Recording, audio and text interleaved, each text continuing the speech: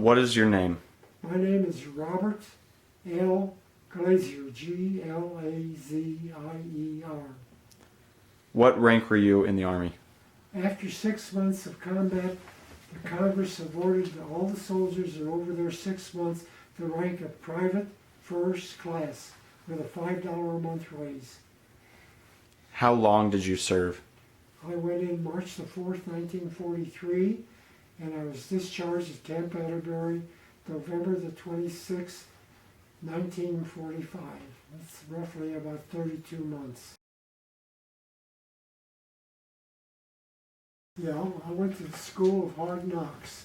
I got my master's degree there, and the people asked me, what is the school? I said, the experience. I got 1 semester at IU, and when I come back out of the Army, I was drafted on my 18th birthday. I was there for maybe 2 or 3 weeks, and then I got a call, and they sent a bunch of us to Caserta, Italy, where I joined the 34th Infantry Division, the 168th Infantry Regiment, 3rd Battalion, M Company, and I was a machine gunner there. I took a little mountain training, carrying an 80-pound Browning automatic 30 caliber weapon up and down the hills to get in shape. And then I went to my unit, and when we went into the line, if they declared war tomorrow, how would you feel? I didn't know any better. I just turned 18. I turned 18 in August. I went to IU in September. I didn't know nothing. Never been any place. You know, the only thing you knew about is what you heard on the radio or read in the paper, which wasn't exactly all true, except maybe for the casualties. They hadn't even made Africa yet.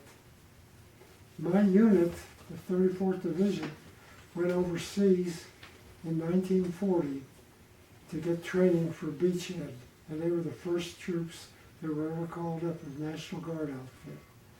And that's where I met all those farmers.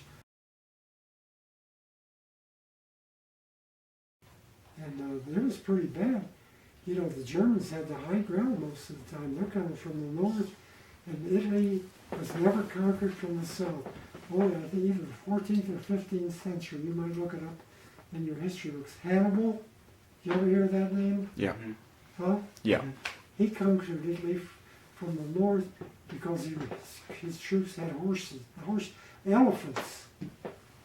He was the only person that ever conquered Italy from the north, because you had to come down through the mountain. You met the Alps and then the Apennines.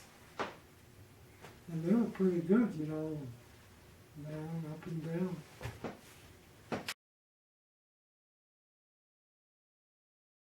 Monte Cassino, that's the first time I got hit.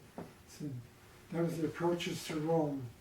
There was an abbey on the top, and for, maybe a week or two before we went into there, the 8th and the 5th Air Force, no, the 8th Air Force was the Americans and the British Air Force, bombed it 24 hours a day till it got rebel. That's when they moved. The troops evacuated, and I told you about the paratroopers came in. So that was the first battle. That's where I was wounded, Monte Cassino. The second time was at Anzio. That's where I got hit in the drainage ditch from a mortar. Went in and caught me in my left leg. It was a ball bearing and whatever else. And they took me back to the hospital on that one. And after I come back to the Mussolini Canal, it took, I think, 90 points to make the first withdrawal from Italy. And with these 3 wounds, I got 95 points. Otherwise, I went ahead about maybe 115 or 120. Could have been there another 6 months or a year. And it was the first attack on Rome. It's called a place called Monte Cassino. And it was the first attack. So we crossed the Volturno River 4 times, waist high, full field pack, 80 pounds gun. I was big like he was and muscular, because I used to work out a little bit. So anyway, going on with the story, got about halfway up the hill, and we were outside a building. It was a farmhouse. These are all farmland on the side of the mountain. And there was a stone wall that it was, you can see the farmer built it himself. It was about 7 foot tall. And we were by the gate to the rear entrance of the back of the house. And they heard, it sounded like a truck coming down this mountain road, which was in front of the farmhouse. So the lieutenant hollered, everybody hit the ground and don't make any noise because it might be a troop, and a bunch of them got killed. So my sergeant, who was in charge of our squad, opened the gate to the backyard because he'd be behind the fence in case there was Germans wall. And there's a booby trap. Killed him. The guy behind him, I think he was killed, I don't remember. I was the third man. I got a ball bearing in this leg, a piece of shrapnel in my chin. I felt the blood running down, and I'm doing this, and I felt lost half of my face, and couldn't get up. I was shocked, and I didn't have any strength. I couldn't stand up because I was numb on this side. So anyway, they called the medics. They had 4 guys with a stretcher, all 4 of them, and we were up that mountain pretty good.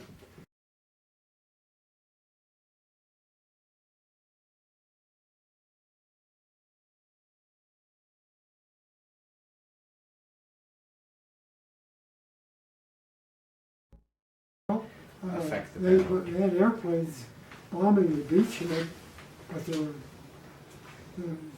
Mark Clark was the general with Montgomery. There was a British force there. Montgomery retreated, so they went into the beachhead.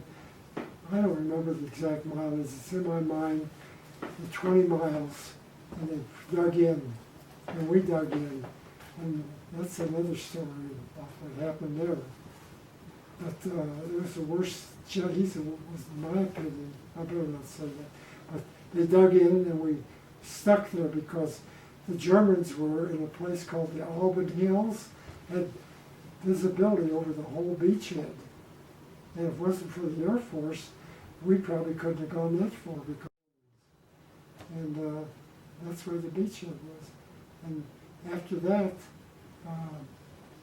we advanced, and that's after they blew the Abbey down.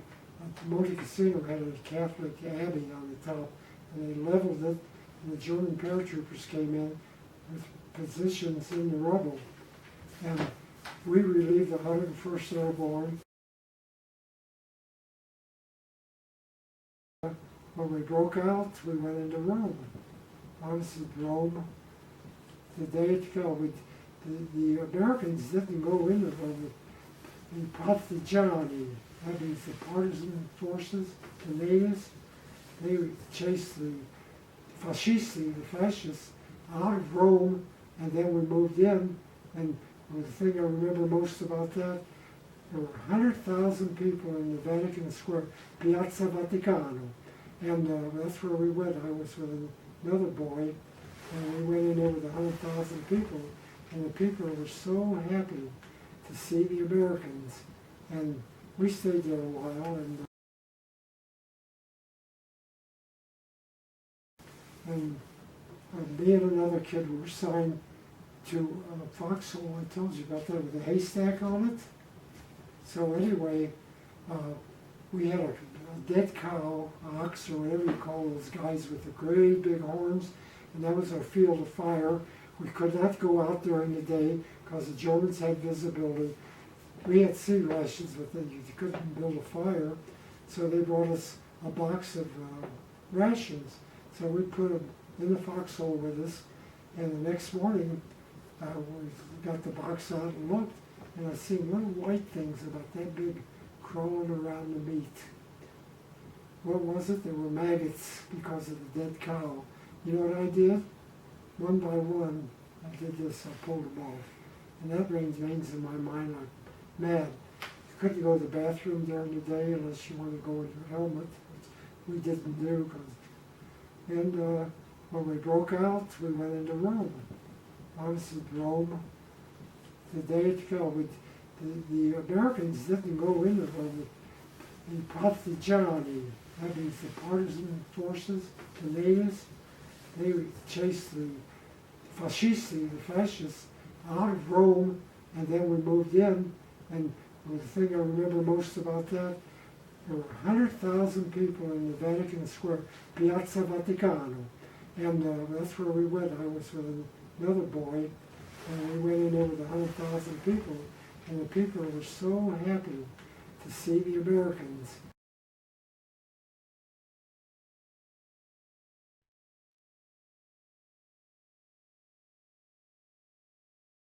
When we had to leave near Florence, we always went to the same club. They were the most decorated unit in the United States Army in their history. But there's a little more to it. They pulled them out, and they joined something called the 442nd Regiment. Now these boys from the 100th Battalion were in internment camps in, I think, Idaho, up there someplace in the Northeast. With their parents, they took their businesses away, they confiscated their homes, and they put them in this camp. And these boys grew up in the camp during the war. They sent recruiters there, American Army recruiters. They sent them in there, and they got enough boys to make a battalion. It's called the 100th Battalion. And they came and joined our battalion during the war while we were on the beachhead. They were there for, I don't know how long, I don't remember. But they pulled them back, and they came in with the 442 from Hawaii, and they were on the invasion of southern France. And they had more Purple Hearts, more distinguished service, more medals than anybody in the history of the United States Army.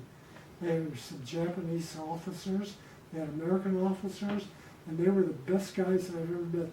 Up till about, I was cleaning out some of my stuff. I had a little note. So that was my experience with the Japanese guys. They were great. I can't speak well enough or high enough about them.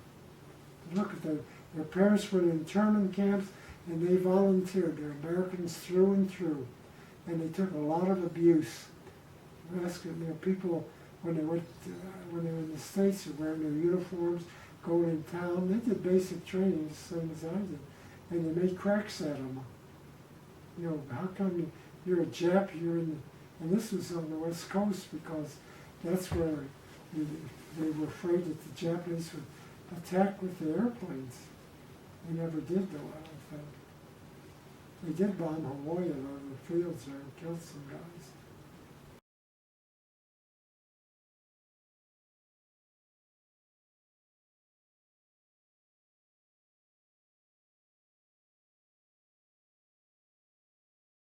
Well, I got wounded, and the first time was the back.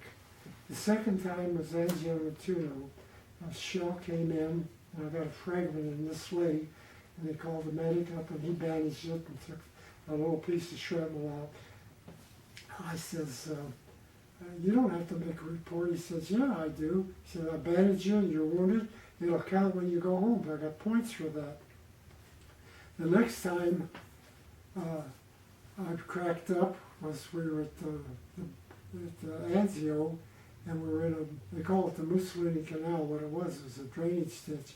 I guess it was 8 or 10 feet tall, and it came in like this. And standing in the bottom of it one day, talking with some guys in the squad, a shell came in and caught me in the leg, and they bandaged me on that one. Anyway, the third time was setting up a collecting point. I was in grave registration, which is part of the quartermaster, and we went up to a little town on top of the mountain, where people were sweeping the streets and everything, and they built a fire in the gutter in front of the storeroom that we chose. It didn't have any glass or anything in it, and apparently, the way I looked at it, there was a 20 millimeter shell. That's the third wound. And it caught me in the arm. And we went up there, in a Army vehicle. It's called a 6x6. You ever hear that? Mm-hmm.